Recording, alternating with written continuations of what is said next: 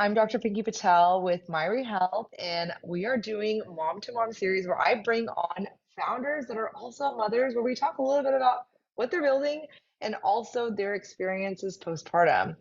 I have Jordan Scott with me. Thank you for being here. Thank you so much. We had an interesting first meeting in Nashville where neither of us are based, and I'm so glad that we could meet. Yes, and I'll do a little intro of Jordan before we jump in. But yes, I don't think I'll ever forget how we met, and it's one of those moments where you just reach out to other moms because I think you just had a baby. So Yeah. Jordan is a decision-making entrepreneur. She's a content creator. She's the founder and CEO of Cobble. It's an app that's designed to help people make decisions faster and better together, which I think is really cool. She graduated from NYU at Galentine School of Individualized Study in 2015. She began her career as a news associate at CBS this morning before launching her startup. And she's been profiled with the New York Times, Forbes, Fox 5, Good Day, New York, so much more. She sounds way cooler than I am, I promise. And she has won the NYU and New York Jets No Huddle Challenge and the Entrepreneur Magazine's Live 5 Minute Pitch Competition. She's raised $3.3 million in seed funding. By the way, that is phenomenal for any woman. And she's growing Cobble to tens of thousands of users who have swiped over 2 million times on curated places and experiences in app. As an app creator myself, that is phenomenal traction.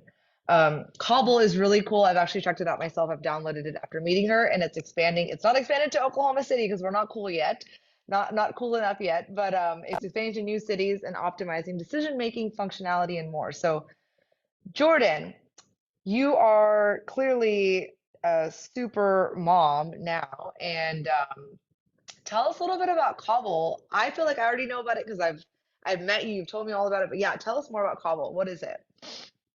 Yeah, Cobble was really born out of my frustration around not being able to figure out dinner with my husband every night. It was just like back and forth. We both had insane decision fatigue after working all day. And I just felt like we all had different ideas of where we wanted to go and what we wanted to do. But when it came time to actually doing something, we struggled to make a choice and to agree on something. And so that was sort of where Cobble was first thought of, was just around like, how do you get people to actually come to a collaborative agreement on something? And that's the technology we built. You need great content, you need great decisioning tools, and you need the people. And so those are all the elements of Cobble. And we are launched in New York, LA, Atlanta, Miami, Austin, and now Chicago. And by the time this podcast comes out, hopefully several more.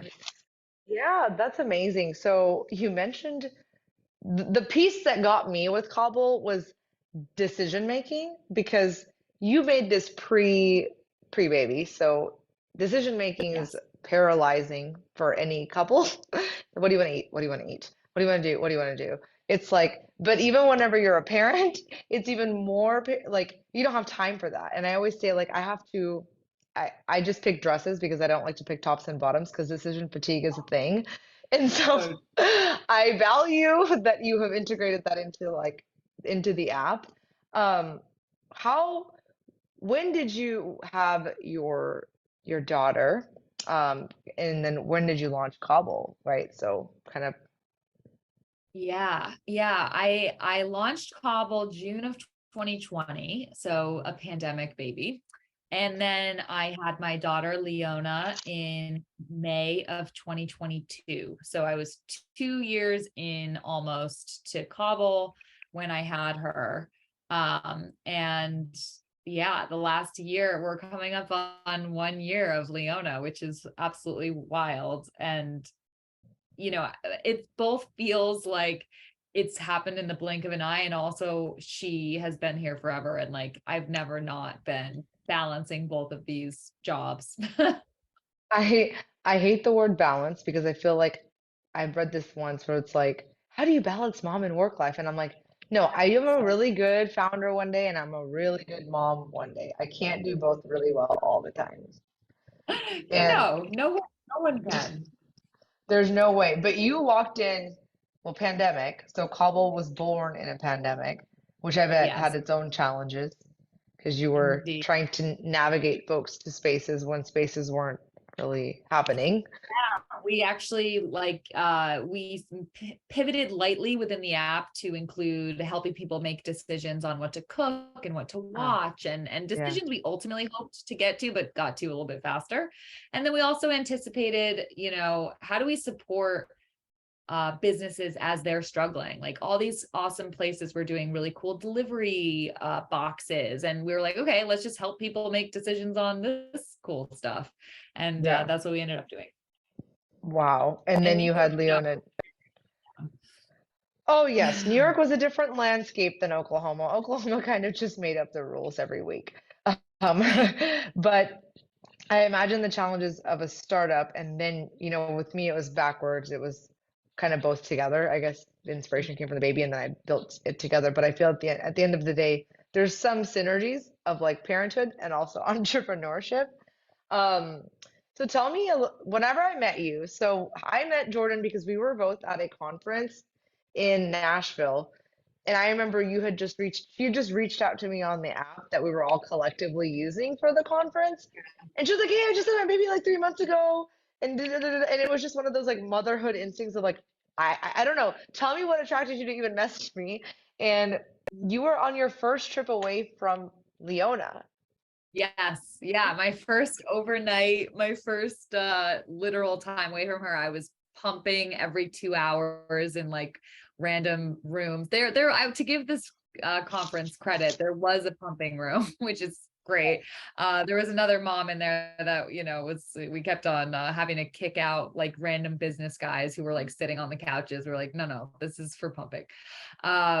And yeah, I was 3 months postpartum, and I was looking at the app trying to figure out who I wanted to meet when I was there, and was really excited by what it was that you were doing. And I was like, I think you probably understand this better than most, but when you just have a baby, you're just like dying to talk about it all the time. You're like, I am feeling this, I am going through this is what's happening to me. So when I saw that you were focused on exactly my situation, I was like, well, I'm going to definitely need to talk about this. I remember that trip, I went out to dinner with a friend who lives in Nashville, and we kind of kept on hopping from place to place. And I was trying to act like I was just like normal. And my boobs were rock hard. I was like, I'm about to like die. I need to go back to my hotel room and pump. And that was just such a moment, because I was like, I just felt at that point that that was never going to be over. It was like, how long is this going to be how I have to operate in the world? And spoiler alert, it does end. I'm 10 months postpartum now. I've been done breastfeeding since 6 months. And yeah, it's just, yeah, what a wild trip. I'll never forget it. Yeah, you don't forget the first ones. Like I hear you and I feel you so deeply when you say at that time you're like, wait, you're looking down, you're like, is this my life? And then I know it sounds really dramatic, but I was like, is this my life forever? Like, is this how it ends? Because I felt, and I was almost kind of upset, not at the baby, but just like, wait, I'm tied to a timer. The timer is that these things are filling in, kind of like I don't know, like a bath that's filling and it's like overflowing and you got to release it.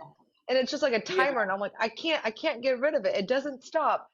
And it kind of had like this tight hold on me, right? Like I remember telling my husband, I was like, okay, we love Vegas.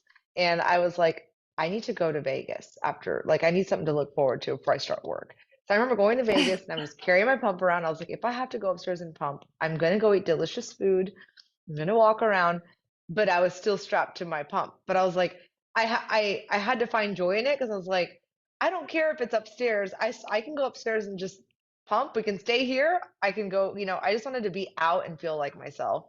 But Absolutely. And when having it, you're it sounds like you have a support person, like the way I did. Like my husband and my mom, the two of them were just lifesavers with those first few same. months. Like they were so insanely supportive and just like willing to do anything to make me more comfortable. And that, I know that not everyone has that, and I literally cannot imagine how they get through it. Well, you told me, I said, who's back home? And you're like, my husband and my mom. And they're like, look at these pictures. And I was like, that's Yeah. exactly like the support that I had. And I really feel like with Myri, one of those things where it's like not everybody has that type of support system, and accessible care and affordable care is really important. And so even if it's Mm, just our community, we have an anonymous community where moms talk with each other. It's so you can feel a little like, you know how you're like, I just wanted to talk to somebody about everything I was going through. And it's yep. like we should create that outlet, because sometimes people might get annoyed of us when we're postpartum. We're like, hey, so like, what are you taking to increase your supply? Like, it's like, so like, how is everything going? And like, it's not really that intense of a conversation, but it is kind of. I still want to talk about it. It really hasn't gone away. My good friend just had a baby, and I was like, just throwing all of the information at her. I'm like, make sure you put Aquaphor on his butt every diaper change. It will save you. Like, just every little tiny thing. I'm like, I love sharing it now too. And Me I too. think it's all, we all do this thing where we want no one to repeat the mistakes we made, and we want everyone to do the things that we found like great success with our babies, because it's such a new job, and like any win is so exciting. And that's why we share, that's why we want to share. Yeah, we want to share because I'm like, I always say, guys, people have been doing this for a really long time. Like, they've been creating life for years. It's nothing revolutionary. But if you share all the crap, literally, that you've gone through, then like people will come out a little bit better. Like, why are we like, don't gatekeep, you know? Like, Yeah, no, I don't know tell any them, of those people. yeah. It's true. I'm thinking, how did cave women like breastfeed without a breast friend pillow? Like, Like, I literally I couldn't do it had a without her. boppy. And about like Actually, anything, I had a just a little boppy. shelf. Did they like Yeah. put them on a rock? Like, I don't, they must have done something. Because like there's no Apparently, way. I wouldn't have made it. I carried my boppy on the airplane because I was that weak, and my daughter was, she was like, Karishma she didn't like the car seat, she didn't like a pacifier, she didn't like a stroller, she didn't like anything in the world, she didn't like even oxygen at times. I felt like, I always joked, you are like, really just hated life. And then I was like, I'm taking the boppy on the plane. Like, I like literally took everything with me, and I was like, everyone's looking at me in the plane. I'm like, I don't care Oh, anything. it's Or like, I I sat on my boppy in the first 2 months when your whole nether regions are just awful. I was like, I yeah. can't sit on any normal surface. My boppy is my seat, my breast friend pillow is my breastfeeding pillow. And like, yeah, we used to, when we would go to like a weekend away, like just not even an hour away, we would have like the peanut in the car. We'd have like the swing Oh, that you plug in. Like, the did we swing. really need? Yeah, I guess we No, did. the thing is, she only would stop crying in the swing. So like, we would load up the SUV with. I took the baby Breeza to my mom's house every time, like the entire Yes. device. Like, like That's I'd pull up to amazing. my mom's house, and she'd be like, "Did you just bring your house?" I'm like, "Whole house, the whole house," because I don't know what I'm gonna need. And they're like, "You do live." Absolutely. They're like, "You do live in America," and we can buy It's so that. true. Oh my gosh. What was the one, like the hardest thing that you didn't expect for you postpartum that you wish you would have known? I'm sure there's a lot, but what was Uh, like the one I thing? feel like I could have known this and probably did know this, but when reality came, it just was like, oh, I didn't actually let this like go into my brain, which was just how often you're supposed to feed the baby. It really is every 2 to 3 hours, and it's every 2 to 3 hours from the start of the last feeding. So if it took you an hour to feed your baby, then you're feeding them in another hour. Like it just felt like there was it was constant, and also you were just unable to do anything else. And Anything. that timer of like, how many more minutes do I have until I have to start feeding her again? And also like she wouldn't stay awake. So we had a call, which my husband, we'd call him Professor Cold Hands, because we just were like, come over here with your Ice. cold hands, touch the baby, try to wake her up, get her naked, change her diaper. Like Yeah. that was wild. But even This, that was over in like a couple months. no, but this is key information. So for anybody that is pregnant or going to become pregnant, rewind this and watch it again, because nobody tells you when someone says they can't take a shower, that mother literally fed this baby for 1 hour. And in 1 hour, she may have burped her for another 30. Let's not forget the burp. And then 15 minutes later, it's time to feed it again. Eat it, Yeah, the baby. it's true. It's true. It is a bit. At that point, it's a whole creature. And then you're But like, yeah, you're like, wait a minute, I don't understand. I don't even have time to eat. And then if they fall asleep, we would get ice and put it in like a little cloth and then put it on the feet and then like yes. wake up. Professor Cold Hands probably would have helped then. Um, but like the timer really is your life. Like in our app, we have like a left boob, right boob. Like why? Because Oh, in the beginning, that's amazing. so it tells you like sometimes I forget which one did I use the last time? Like because I would be delirious. Um, Yep. You got to I think start on though the other I side. yeah, Oops, that was that's so hard. golden. So hard. And then I call it a factory. You you have to either pump it out or feed the baby. Like where is the milk going to go? So you're either married to your pump or married to both, baby and pump or baby. There's Yeah. like it's got to go somewhere. And so that's golden And, advice. I had, a lot of visitors in those first few months. And like, I had an aunt, for example, who was like, oh, well, when I had a baby 30 years ago, we just put on this bra that just like suppressed the milk from ever coming in. And I was like, I didn't even realize that that was a thing, but that was very much a thing. Like if you were just not going to breastfeed, you just decided that before you even had the baby, and then they told you this is what you wear. It just like doesn't let your milk come in, and that was that, and you just went right to formula. And I was like, I don't think anyone is You know, doing that anymore.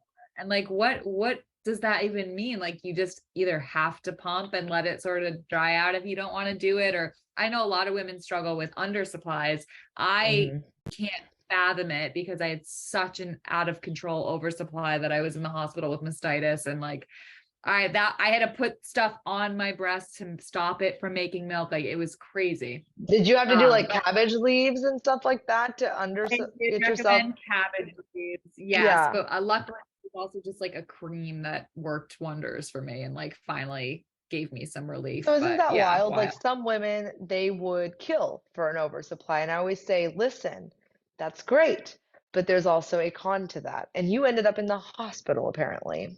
What was Yeah, that and then like? you can't feed your baby because you can't bring this baby into the hospital. So then that's an added layer of stress. And you have all these ideas around like, I only want her to breastfeed for the first couple months. So, she had to be fed by a bottle from my breast milk I pumped. And I was really upset about that. And, all of these things. But I would rather still at the end of the day have an oversupply and have gone through that than feeling like, oh, I don't have any other option but to like find breast milk from someone else or use formula if that wasn't your Yeah. plan. Like that's tough.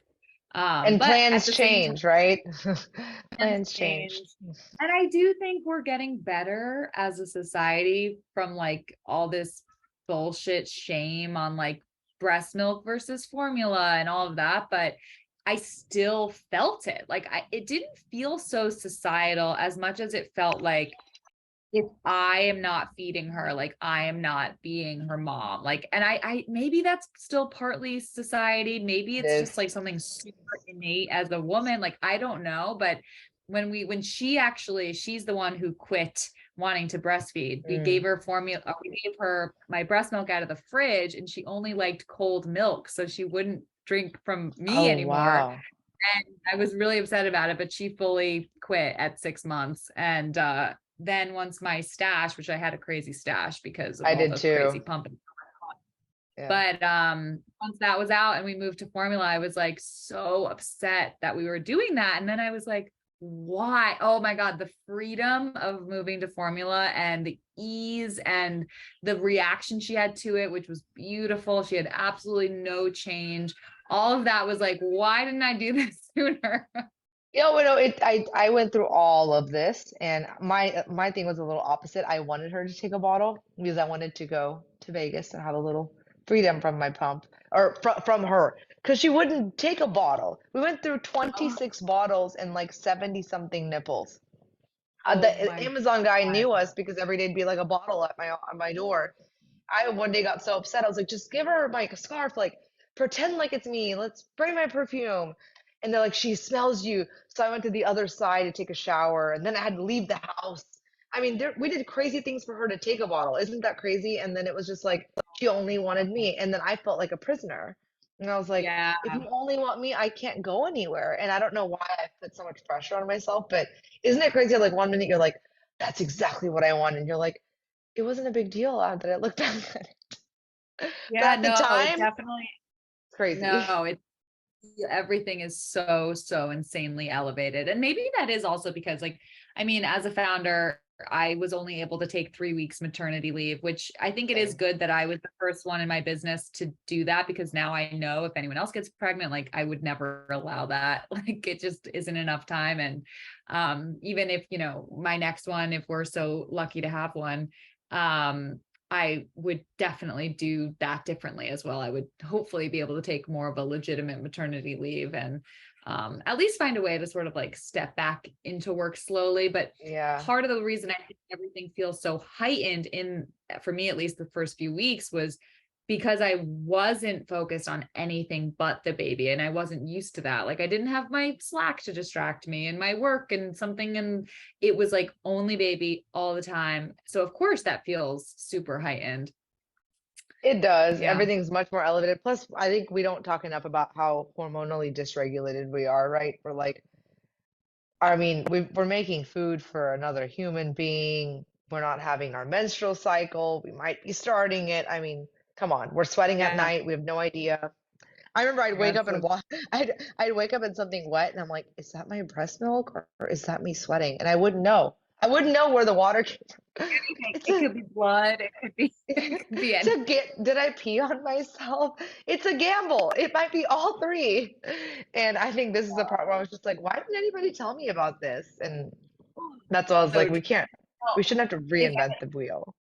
if anyone listening is does have an oversupply like I did, I think my biggest thing that I loved was I got these little plastic cups from LV, which they make a pump, but they also make these little plastic cups that you can put right in your bra that just collects the milk. And I couldn't walk around without those. Like after a couple hours, they'd be filled with milk, and I would put it in a bottle and like put it away or whatever.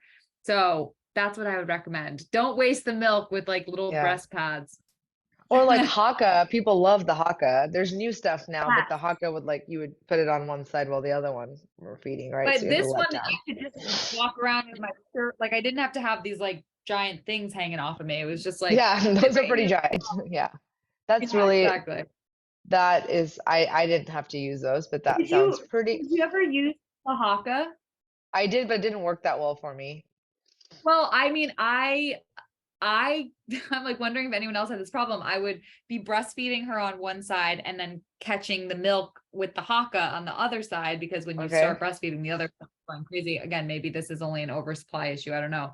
But she would like karate kick the Haka off my boob, and the milk would fly everywhere. And I would get so upset that like I Upset. couldn't control her legs from like kicking the other thing off. And I was like, why haven't I heard of this Have you before? seen the TikTok where they're like they remake the skits of like the baby eating, and they're slapping their mother, and they're like kicking them, and you're basically getting abused, and you're like, why are you doing this? It's so true. It's They have no ridiculous. idea. They have like no idea where their hands are flying. I guess they have to be occupied. I don't know. So you had the baby after launching Cobble.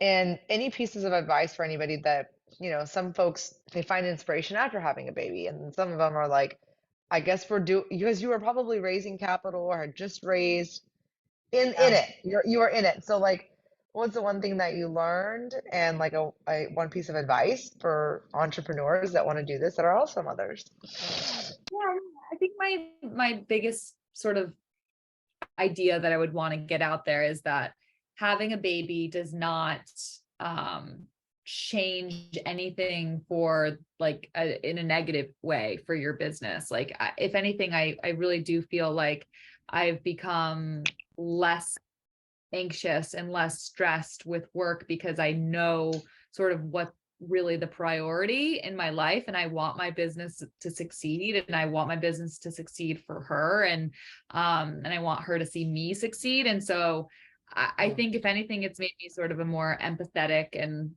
you know, more calm leader. So I don't know, I certainly felt like when I was pregnant, everyone was like, you have no idea what's going to happen to you. Like everything's going to change. You're not going to care about work, da, da, da. And I was like, well, I don't like that, but I don't feel that way at all. I feel, if not more motivated to make this thing work. Because it's your why and she's watching you, even though they're super tiny. But she's gonna grow older and she's gonna be like, my mom did this really cool thing while I was super tiny. I don't know. I do that a lot when I'm like, Mom, how did you do all this when you get older, you like question like, I don't understand how you did this without the internet or an iPhone. Or like a partner who was home, or like any, like, yeah. How old are your kids now? Karishma's 6 and Arjun is now 3. So she was Wow. 2 when I built it and I launched it. I launched the beta 3 weeks before pushing out Arjun.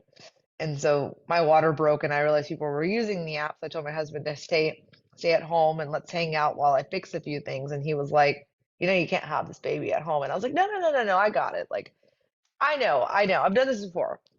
And I was just like, the irony is I was at the hospital, like kind of putting together some of the beta stuff and it was already launched and making sure people were having a good experience, but I had just like given birth to him. So that was, but I wasn't telling anybody what I was doing. I was just like, oh, everything's fine. Like the lady would come in and check. I'm like, yeah. Like, and she's like, the interesting part is, you know, they wheeled in a VHS that showed me how to put him into a car seat. And the year is 2000, almost 2020.